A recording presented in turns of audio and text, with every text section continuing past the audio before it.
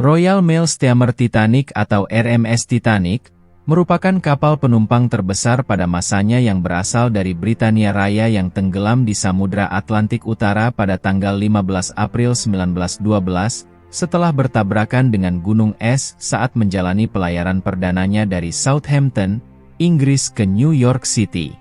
Tenggelamnya kapal Titanic ini menyebabkan korban sekitar kurang lebih 1.514 orang, yang merupakan salah satu kecelakaan paling mematikan dalam sejarah. Pada pelayaran perdananya, Titanic merupakan sebuah kapal terbesar di dunia. Kapal ini adalah salah satu dari 3 kapal samudra kelas Olimpik yang dioperasikan oleh perusahaan White Star Line. Kapal ini mampu menampung dengan kapasitas hingga 2.500 penumpang. Kapal Titanic mulai dibangun antara tahun 1909 hingga 1911 oleh galangan kapal Harland and Wolff di Belfast dengan kode 401. RMS Titanic, dibangun di Belfast, Irlandia. RMS Titanic merupakan kapal kedua dari 3 kapal samudra kelas Olimpik. Kapal lain sisanya adalah RMS Olympic dan HMHS Britannic yang memiliki nama asli bernama Gigantic.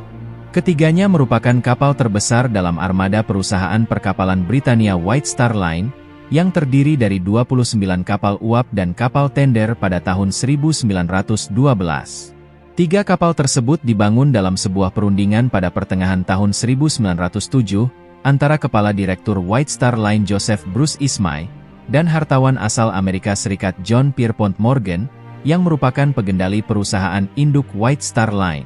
White Star Line menghadapi tantangan yang semakin sulit dari pesaing utamanya, yaitu Cunard. Perusahaan Cunard telah meluncurkan armada laut yang bernama Lusitania dan Mauretania, yaitu kapal penumpang tercepat yang beroperasi pada saat itu, dan perusahaan pelayaran asal Jerman, Hamburg Amerika dan Norddeutscher Lloyd.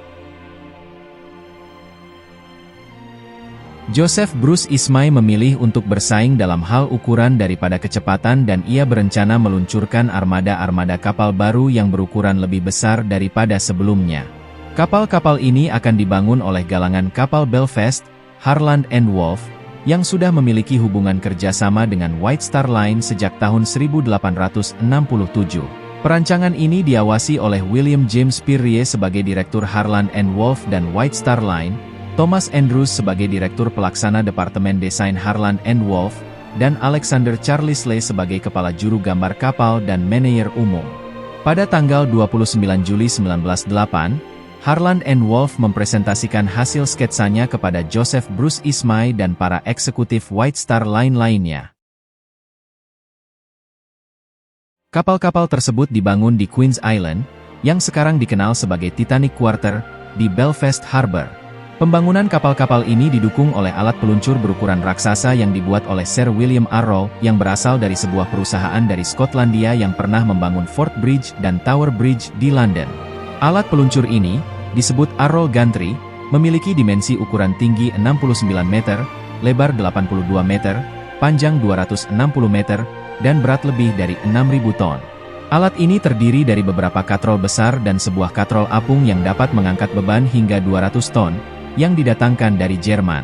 Titanic dan Olympic dibangun secara bersamaan tetapi terpisah, dimulai dari lambung Olympic yang mulai dikerjakan pada tanggal 16 Desember 1908 dan lambung Titanic mulai dikerjakan pada tanggal 31 Maret 1909. Kedua kapal ini dibangun dalam waktu sekitar 26 bulan dan menggunakan proses konstruksi yang sama.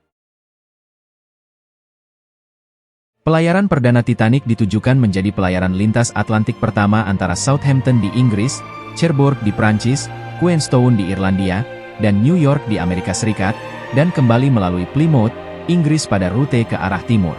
White Star Line akan mengoperasikan 3 kapal pada rute ini, yaitu Titanic, Olympic, dan Oceanic. Saat itu telah dibangun dermaga di Southampton, yang bernama White Star Dock, yang dibangun sedemikian rupa untuk mengakomodasi kapal-kapal kelas Olimpik tersebut yang baru. Titanic memiliki kurang lebih 885 awak kapal pada saat pelayaran perdananya.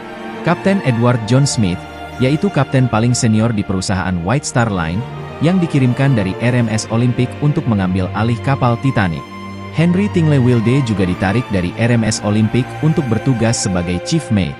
Titanic diluncurkan pada pukul 12.15 tanggal 31 Mei 1911 di hadapan Lord Pirrie, John Pierpont Morgan, Joseph Bruce Ismay, dan 100.000 penonton. Sebanyak 22 ton minyak disebarkan di seluncuran untuk memudahkan peluncuran kapal ke Sungai Lagan.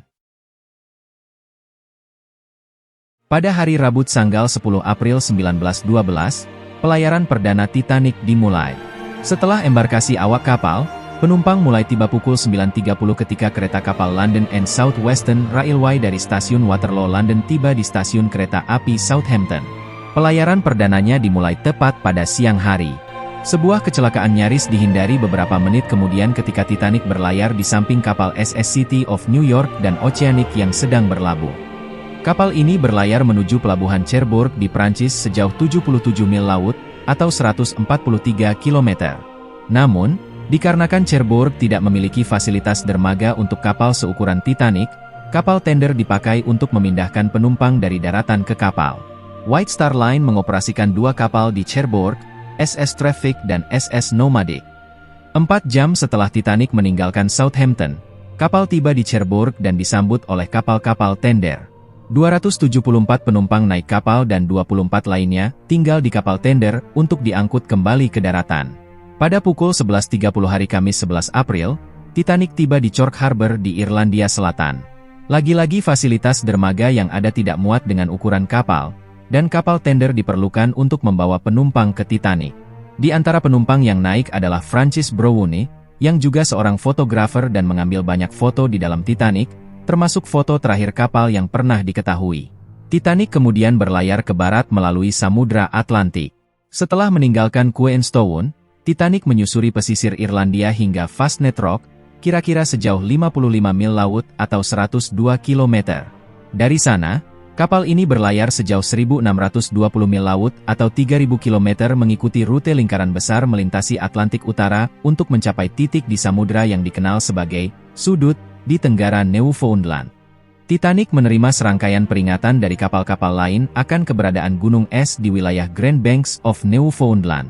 Kapten Smith sendiri mengatakan bahwa ia tidak bisa membayangkan kondisi apapun yang akan mengakibatkan kapal ini tenggelam karena pembangunan kapal modern sudah mengatasi semuanya.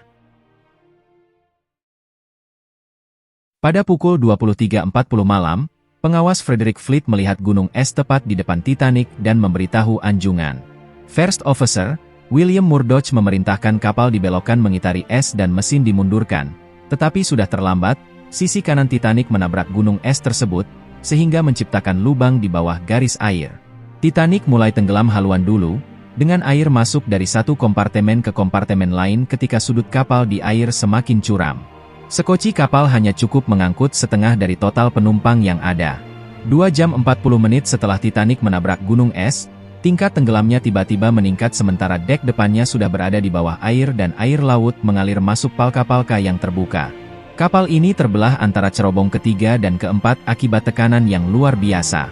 Bagian buritan masih terapung selama beberapa menit dengan sudut hampir vertikal. Pada pukul 1.20, kapal tenggelam dan terpisah dari haluannya. Penumpang dan awak tercebur ke air dingin yang mematikan dengan suhu 28 derajat Fahrenheit atau -2 derajat Celcius. Hampir semua orang di air tewas akibat hipotermia. Hanya terdapat 13 orang yang berhasil diselamatkan ke Sekoci, padahal Sekoci tersebut sanggup menampung hampir 500 orang lagi.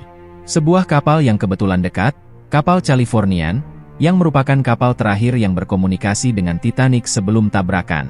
Sekitar pukul 4, RMS Carpathia tiba di tempat kejadian sebagai respon terhadap panggilan darurat Titanic sebelumnya. 710 orang selamat dari bencana ini dan mereka diangkut oleh RMS Carpathia ke New York, kota tujuan Titanic, sementara 1.517 orang lainnya tidak selamat. RMS Carpathia memakan 3 hari untuk mencapai New York setelah meninggalkan tempat kejadian. Pelayarannya terhambat oleh es hanyut, kabut, badai petir dan laut yang tidak bersahabat. Kapal ini berhasil menyebarkan berita tentang bencana ini ke seluruh dunia menggunakan peralatan nirkabel. Berita ini menarik kerumunan orang ke kantor-kantor White Star Line di London, New York, Southampton, Liverpool dan Belfast. Dampak terbesar terjadi di Southampton, Karena penduduknya yang merupakan penumpang kapal Titanic terbanyak mengalami kehilangan penduduk terbesar akibat tenggelamnya kapal tersebut. RMS Carpathia sampai pada pukul 21.30 pada tanggal 18 April di Pier 54 New York, dan disambut oleh sekitar 40.000 orang. Pennsylvania Railroad menyediakan layanan kereta khusus secara gratis untuk mengangkut korban selamat ke Philadelphia. 214 awak Titanic yang selamat dibawa ke kapal uap SS Lapland milik Red Star Line.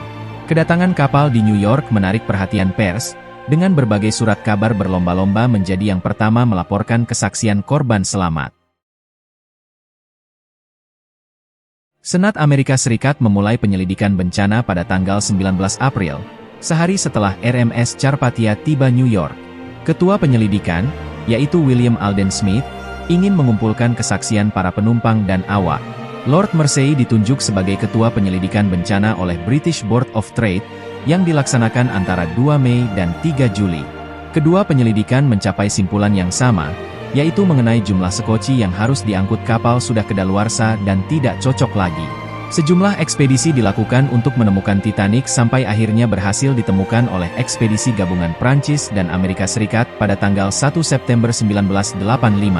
Tim tersebut menemukan bahwa Titanic terbelah dua. Bagian haluan dan buritannya terpisah sejauh sepertiga mil atau 0,6 km di ngarai landas kontinen di lepas pantai Newfoundland. Kedua bagian kapal menghantam dasar laut dengan kecepatan yang mengakibatkan kapal tersebut hancur. Banyak artefak Titanic yang diangkat dari dasar laut oleh RMS Titanic Inc., yang memamerkannya melalui tur pameran di seluruh dunia.